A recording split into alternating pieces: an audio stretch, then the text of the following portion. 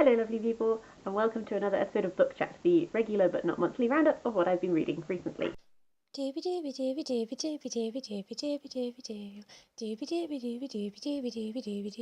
vlogs. I've got an interesting array of books to talk about this week, so I'm just going to dive into it, starting with Becoming by Michelle Obama, which my co-worker lent me. This is obviously Michelle Obama's autobiography. It was a very interesting read. I know that Michelle Obama was the First Lady of the United States of America. I couldn't say that I know a lot more about her before I read this. I knew that she'd been a lawyer, that was about it. It was really interesting to just see a little bit more of what led to them being in the White House, but from Michelle's perspective rather than Barack Obama's perspective. She's an immensely driven woman, that much is clear.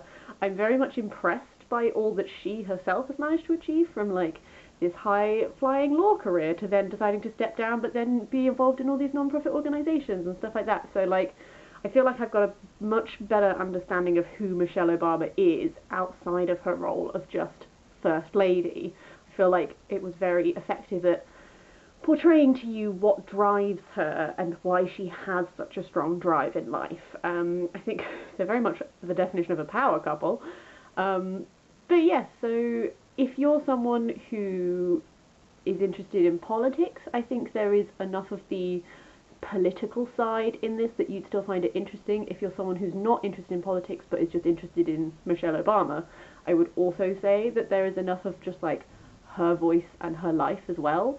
So I think it strikes an interesting chord between, it's obviously a book that is intended for a lot of people to read because it's very accessibly written, and it has, obviously she can't not talk about politics, but she talks about politics in a very accessible way. So that was a very interesting read. I would at some point be interested in reading both of Barack Obama's books, but I think I'll give it a bit of time before I do that. But suffice to say, definitely something which was intriguing, and I'm glad that I've read it.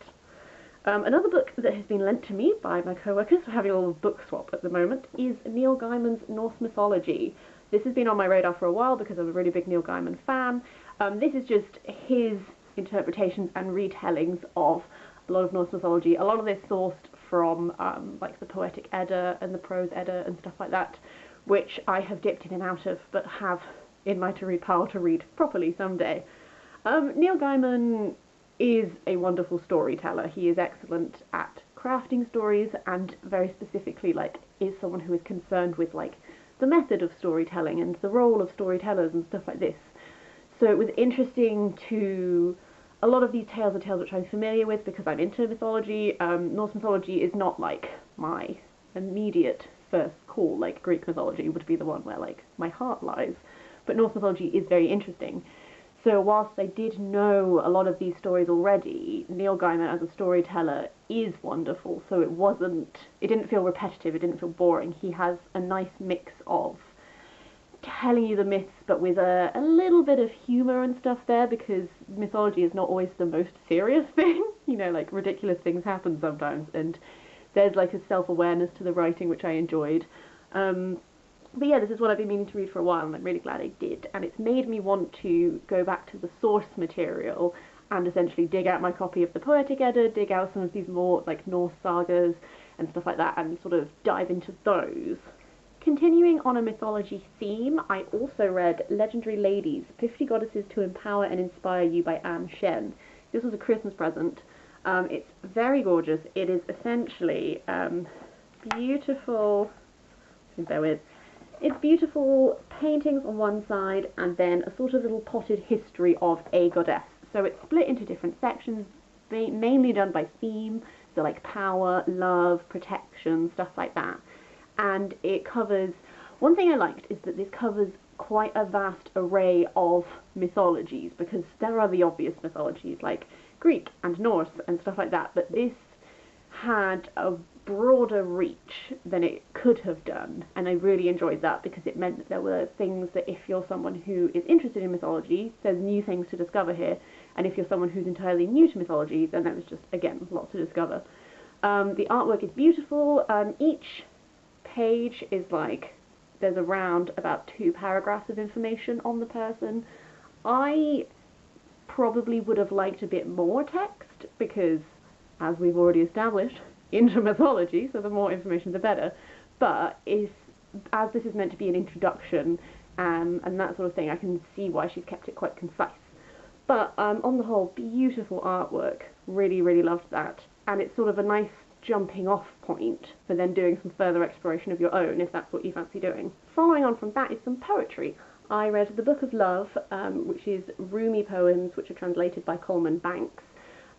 This has been something that I've been dipping in and out of for a number of months just before I go to bed, because Rumi's poetry a lot of the time is quite short and concise, and this is split into themes again, and sort of he's collected different poems that fit different themes, and they go through like thematically. It's very interesting because Coleman Banks he's been translating Rumi for a long time, and he talks about in the introduction of this as to how his translations have changed as time has gone on. So when he first started translating Rumi, he was much more concerned with like physical expressions of love and grounded in a very physical world, whereas now that time has gone on, a lot more of his translations sort of go past the physical and go to a more spiritual place than they did initially, based on how his understanding of Rumi has changed over time and how his understanding of the poetry has changed over time. So that was really interesting. This is probably the first, although I'm familiar with some of Rumi's works, this is probably the first time I've really just sat down and like properly got to know him. As with all poetry, some of them really resonated with me, some of them didn't, but it was interesting to explore that in more depth. Another bit of non-fiction which I read recently is A Curious Friendship, the story of a blue stocking and a bright young thing by Anna Thomasson. I was really excited for this. This explores Edith Oliver was a English novelist. She became friends with Rex Whistler, not the Rex Whistler which you might know. There were two Rex Whistlers, both of them were artists. This Rex Whistler was a member of the Bright Young Things generation. The Bright Young Things generation was that generation between the end of the First World War and then going into the Second World War. That sort of 1920s generation of bright young things and, jazz and champagne and all that sort of frivolousness, but then with this reaction against the First World War, and then a lot of them ended up being involved in the Second World War as a result of just how old they were. So yes, this looks at, Edith was much older. She sort of, I think she was 60s, 70s when she first met Rex Whistler, when he was about in his early 20s. And they formed this unlikely friendship, essentially, and this book is looking at that unlikely friendship. Essentially, they just understood each other. And so this book sort of gives you a bit of background on Edith before she knows Rex, and then sort of like looks at their relationship going onwards. It was a very interesting window into the world of the Bright Young Things. It's a generation that I've not read a huge amount of their own writings and stuff like this. I've been familiar with figures like Cecil Beaton, stuff like that, and you get a better understanding of people like Cecil Beaton and associated people thereof. So that was really interesting to actually sort of be more familiar with why they were a sensation and why they had such an impact on the time.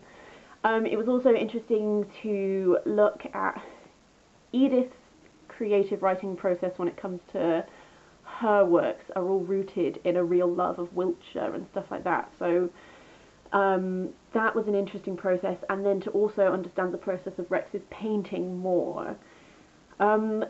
As is inevitable with a book set in this time frame, World War II arrives and looms, and Rex was involved in World War II, and it was very interesting to see this person who's always struggled from a creative standpoint of wanting to create and wanting to paint, but always feeling like somehow by doing that he was failing by not doing something else, not like providing, not being in a more serious career or something like this. And it's interesting to see how that changed for him when World War II arrived, and he a number of times was offered a very easy role in World War II of being, you're assigned a thing and you essentially spend the whole war at home doing whatever. But actually Rex Whistler really wanted to be involved because being in the army gave him a sense of purpose.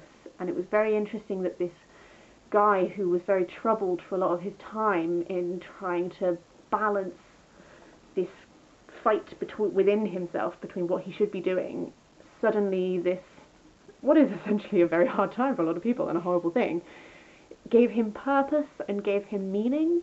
I won't talk about the end of this as to where it goes, but it ends quite emotionally. Take from that what you will.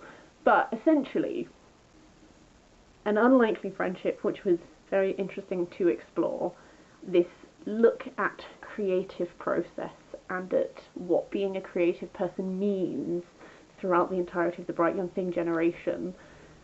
All of that combined made this a very interesting read, and although they are two figures with whom I was not familiar with at all when I started, this goes into a lot of depth. Some people might find it too much depth. I found it just enough depth that I now have a much better understanding of essentially all the people involved. Finally, I'm going to end on two little comic runs.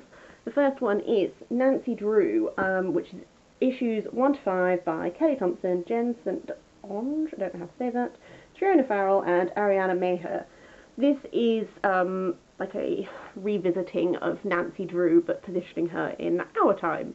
I've not read any Nancy Drew, so I'm sure there were a load of sort of references and things that I missed, but essentially this is Nancy has been called back to her hometown because she's received an anonymous letter about some unfinished business to do with her mother's death.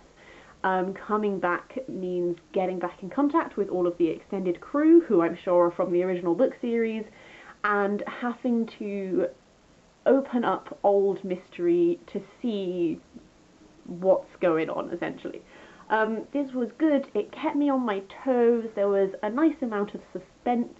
I enjoyed this sort of Nancy having to remember what it's like to work as a team because she's been a bit of a lone wolf. That sort of like navigating of that relationship was very enjoyable, and on the whole it was really good. The other comic series is Turok, which is Chuck Wendig and Alvarro Sarraseca. Again, issues 1 to 5. This is, I gather this is a video game or something, and then this is just like a comic series based on it. Essentially, our guy, Turok, was originally from 2017 Earth and has been dragged into this world where there are like these lizard creatures and like dinosaurs and stuff like this, and he's trying to find his daughter. This was a lot of fun. The final issue really like had a few moments that were like, ooh, this changes the game, and now this changes the game again. I don't know if I will be continuing with this, but it was very enjoyable as a short little comics run. That is everything I wanted to talk about this week. As per usual, if you have any thoughts on any of the books mentioned in this, please let me know. I'd love to hear them, or if you have any recommendations, all that jazz, do let me know. Otherwise, I hope you're having a lovely day, and I will see you next week for something different.